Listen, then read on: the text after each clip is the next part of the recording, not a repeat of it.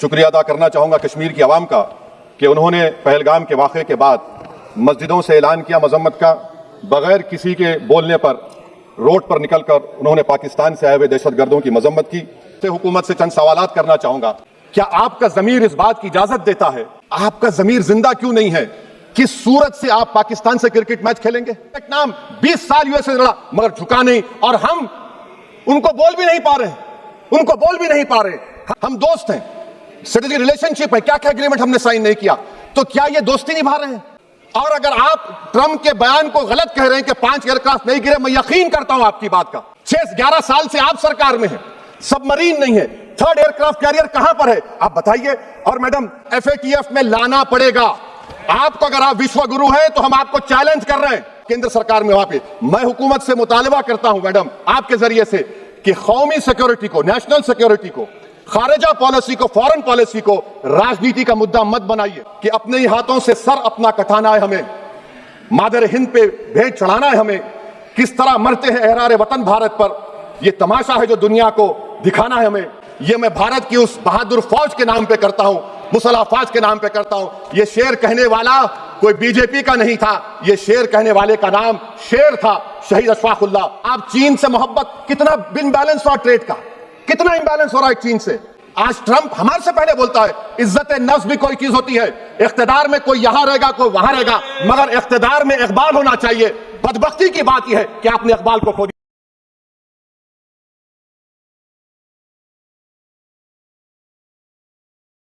माननीय सदस्य श्री असादुद्दीन ओवैसी जी। मोहतरमा चेयरमैन साहिबा, मैं शुरुआत में अपनी तरफ से ताज़ियत पेश करना चाहूँगा उन 26 लोगों को जिनका नाम पूछकर और मुसलमान नहीं होने के नाते पर उनको गोली मारकर कत्ल कर दिया गया। मैं ताज़ियत पेश करना चाहूँगा मौलाना इकबाल को, जो पूंछ के मदरसा ज़ियाउल उलूम के मुदर्रिस थे, उस 5 साला लड़की मरियम को जिसको पाकिस्तान की शेलिंग में उसका पेट फट गया। मैं ताज़ियत पेश करना चाहूँगा मैडम ज़ैन अली और उर्वा फातिमा, इन 2 जुड़वा भाई बहनों को जिनकी उम्र 14 साल थी, लांस नायक दिनेश कुमार को, BSF के सब इंस्पेक्टर मोहम्मद इम्तियाज को। मैं शुक्रिया अदा करना चाहूँगा कश्मीर की आवाम का कि उन्होंने पहलगाम के वाक़े के बाद मस्जिदों से ऐलान किया मजम्मत का, बगैर किसी के बोलने पर रोड पर निकलकर उन्होंने पाकिस्तान से आए हुए दहशतगर्दों की मजम्मत की। मैं मुबारकबाद देता हूँ हमारी मुसल्लह अफवाज को कि उन्होंने एक अजीम कुर्बानी पेश की और बहादुरी के साथ ऑपरेशन सिंदूर में भारत को कामयाबी दिलाई। मैं मुसल्लह अफवाज ने पहले 9 दहशतगर्द ठिकानों पर उनको निशाना बनाया, और सबसे मेरी नज़र में जो दहशतगर्दी के दिल पर हमला हुआ वो भावलपुर का था, और 6 एयरफील्ड, 3 हैंगर और 2 रनवेज को हमने तबाह किया। बाद में ऑपरेशन सिंदूर की कामयाबी की एक अहम वजह यह थी मैडम कि मुल्क में इत्तेहाद और इत्तेफाक पैदा हो गया था, एक यूफोरिया पैदा हो गया था, मगर अफसोस कि हुकूमत ने उसका फ़ायदा नहीं उठाया। मैं आज भी कह रहा हूं, जिम्मेदारी के साथ कह रहा हूं कि पाकिस्तानी फौज, पाकिस्तान की ISI, पाकिस्तान का डीप स्टेट, उनका हयाती मकसद ये है कि हमेशा भारत को कमज़ोर किया जाए, और अगर हमको इन ताकतों को कमज़ोर करना है तो देश में इत्तेहाद और इत्तेफाक को बरकरार रखना पड़ेगा। अगर हम बुलडोज़र के ज़रिए या फिर लिसानी जबर के ज़रिए या मजहबी फ़िरका परस्ती के ज़रिए अक़लियतों को निशाना बनाएंगे तो हम खुदा ना खास्ता उन पड़ोसी मुल्क के दहशतगर्द तंजीमों को कहीं कामयाब ना हो जाए।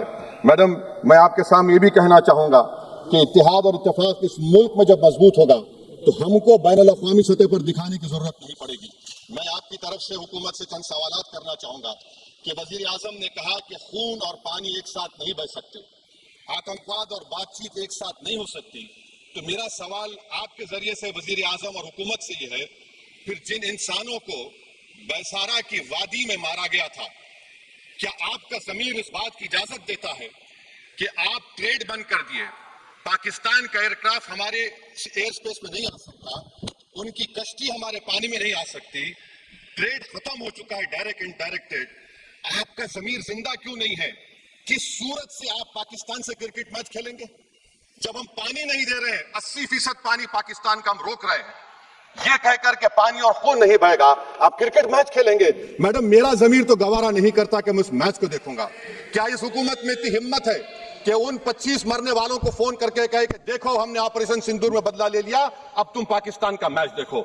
बड़ी अफसोस की बात है मैडम अकाउंटेबिलिटी किस पर है? पहलगाम किसने किया? 7.5 लाख हमारी फौज और सेंट्रल पैरामिलिट्री फोर्स है, ये कहां से 4 चूहे घुसकर हमारे भारत के नागरिक को मारे? अकाउंटेबिलिटी किस पर फिक्स होगी? एलजी पर फिक्स होगी तो एलजी को बरतरफ करिए, आईबी पर आती है तो एक्शन लीजिए, पुलिस पर आती है तो एक्शन लीजिए, मगर आप ये समझ रहे हैं कि ऑपरेशन कर दिया और हम खामोश लोग भूल जाएंगे। अकाउंटेबिलिटी फिक्स करना पड़ेगा। मैडम डिटरेंस आपकी क्या है?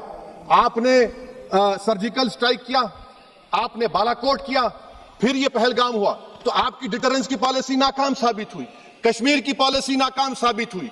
370 हटा दिया आपने एक रियासत को यूटी बना दिया और उसके बावजूद भी दहशतगर्द वहां पर पहुंच गए। तो और अफसोस मुझे इस बात का होता है मैडम कि पाकिस्तान को हम जानते हैं, पाकिस्तान और इजराइल इस पूरी दुनिया में एक फेल्ड स्टेट है, और पाकिस्तान के आर्मी चीफ को, जिससे हमारे स्ट्रेटेजिक रिलेशनशिप, इसको अपना दोस्त कहते हैं, उस देश का प्रेसिडेंट उस शख्स को बुलाकर खाना खिलाता है अपने साथ जिसके भाषण से हमारे लोग मारे गए थे। तो क्या आपकी खारजा पॉलिसी कामयाब हुई? आप देख लीजिए। अच्छा, हमारे देश में एक ऐसी तंजीम है जिसका वजूद नफरत की बुनियाद पर और मजहबी अज़बियत को फैलाने के लिए बनाया गया। उनको तकलीफ है सेकुलरिज्म से, सोशलिज्म से, मगर हमारे संविधान के प्रियम्बल में लफ्ज सॉवरेन है। सॉवरेन का मतलब यह है कि हम खुद मुख्तार हैं, हम हाकिम आला हैं, हम अपने मुल्क के मुकद्दर का फैसला करेंगे। एक गोरा व्हाइट हाउस में बैठकर भारत की सीज फायर का ऐलान करेगा? यह आपका नेशनलिज्म है? अफसोस होता है मुझे सर। मैडम मैं आपसे पूछना चाह रहा हूं कि अगर एक चचा सैम ऐलान कर रहे हैं तो हमारी फौज पर क्या असर पड़ा होगा? हमारे उन पायलटों पर क्या असर पड़ेगा जो नहीं मालूम कितनी ऊपर आसमानों पर भारत की हिफाजत कर रहे हैं? वो नेवी का सिपाही जो समंदर में खड़ा हुआ है, उसको यह नहीं मालूम हो रहा है कि मेरा प्रधानमंत्री ऐलान नहीं किया, एक गोरे ने ऐलान किया। बड़ा ये आपके कैसा होगा ये? मैडम मेरा सवाल हुकूमत से यह भी है कि हम कोई एडवर्सेरियल कंट्री नहीं है अमेरिका के लिए, हम दोस्त हैं, स्ट्रेटेजिक रिलेशनशिप है। क्या क्या एग्रीमेंट हमने साइन नहीं किया, तो क्या ये दोस्ती निभा रहे हैं? मैडम मैं हिस्टोरिकल एग्जांपल दे रहा हूं, क्रुश्चेव और टीटो। क्रुश्चेव ने दबाव डाला, टीटो ने कहा मैं नहीं मानता, मैं नैम ज्वाइन करूंगा। मैडम फ्रांस और यूएसए, डिगोल को जब यूएसए ने दबाव डाला तो डिगोल ने कहा कि तुम दोस्त हो मगर हमारी खारिजा पॉलिसी आजाद ना है। मैडम वहीं पर आप देखिए गुजराल साहब, जिसको कहते सबसे कमजोर थे, वजीर आजम थे, उन्होंने बहादुरी का मजाहरा किया, रिफूलिंग करने नहीं दिया। वियतनाम 20 साल यूएसए लड़ा मगर झुका नहीं, और हम उनको बोल भी नहीं पा रहे। हम तो कोई दुश्मन मुल्क तो नहीं है अमेरिका के, ये आपको समझने की जरूरत है। और मैडम यहां पर वजीर खारजा ने कहा वो चीन गए, डिप्टी चीफ ऑफ स्टाफ ने कहा कि चीन के इक्विपमेंट एक लाइव लैब था हमारे उनके लिए। क्या आपने कहा चीन को कि तुमने क्यों दिया पाकिस्तान को हथियार? आप नहीं कहे। और मैडम आप जानते हैं कि रक्षा मंत्री ने कहा कि स्विफ्ट एंड प्रोपोर्शनेट। तो फिर जो इंडोनेशिया मिलिट्री अटैचे ने कहा कि हमको कहा गया मत मारो, हम सेल्फ डिफेंस में भी नहीं मार सकते थे पाकिस्तान को। और अगर आप ट्रंप के बयान को गलत कह रहे हैं कि 5 एयरक्राफ्ट नहीं गिरे, मैं यकीन करता हूं आपकी बात का, आप हमारे पायलट्स को कमेंट करिए ना, हमारे पायलट्स को कमेंट करिए कि हम अपने पायलट्स की तारीफ करते हैं, आप वो भी नहीं करना चाहते। मैं हुकूमत से जानना चाहता हूं मैडम कि क्या फ्रांस ने हमको सोर्स कोड नहीं दिया जिसकी वजह से हमारे एयरक्राफ्ट को क्या नुकसान हुआ? अब मुस्तकबिल में आप हथियार खरीदेंगे तो क्या आप सोर्स कोड हासिल करेंगे? और मैडम मैं आपको बताना चाह रहा हूं, मेरे सवाल का जवाब हुकूमत दे, हमारे पास सैंक्शन जो स्क्वाड्रन है 42 है, 60 साल के बाद सिर्फ 29 काम कर रहे हैं। पाकिस्तान के पास 25 हैं, चीन के पास 50 से ज्यादा है। 6-11 साल से आप सरकार में है, सबमरीन नहीं है, थर्ड एयरक्राफ्ट कैरियर कहां पर है आप बताइए। और मैडम FATF में लाना पड़ेगा आपको। अगर आप विश्व गुरु हैं तो हम आपको चैलेंज कर रहे हैं, आप G7 के कंट्रीज को, GCC को और चचा सैम को राजी कराइए कि पाकिस्तान को, मैडम खत्म कर रहा हूं, FATF में दोबारा लाया जाए। मैडम ऑल पार्टी मीटिंग हुई, देखिए कितना कॉन्ट्रडिक्शन है केंद्र सरकार में और स्टेट सरकार में। ऑल पार्टी मीटिंग में था, केंद्र सरकार ने कहा कि नहीं, बैसारन मिडोस पर तो कोई जा ही नहीं सकता, जून से पहले इजाजत लेना पड़ेगा। बाद में हमको मालूम हुआ कि साल भर खुला रहता मिडोस सिवाय बारिश और स्नो के। ये कॉन्ट्रडिक्शन है केंद्र सरकार में। वहां भी मैं हुकूमत से मुतालबा करता हूं मैडम आपके जरिए से कि कौमी सिक्योरिटी को, नेशनल सिक्योरिटी को खारिजा पॉलिसी को, फॉरेन पॉलिसी को राजनीति का मुद्दा मत बनाइए, राजनीति का मुद्दा मत बनाइए। ये हमारे मुल्क में मुफाद होगा, हमारे मुल्क के इत्तेहाद और एकजुटती को आप एक वोट का जरिया मत बनाइए। और मैं एक आखिरी बात पूछ रहा हूं मैडम, क्या चीन ने हमसे कहा था कि सीज फायर कर लो, और कैसे पाकिस्तान ने हमारे पायलट्स की बातों को सुना कि हमारा कम्युनिकेशन एनक्रिप्ट नहीं है। मैडम आखिर में मैं अपने शेर से इस अपनी बात को खत्म करूंगा कि अपने ही हाथों से सर अपना कटाना है हमें, मादर हिंद पे भेंट चढ़ाना है हमें, किस तरह मरते हैं एहरार वतन भारत पर, यह तमाशा है जो दुनिया को दिखाना है हमें।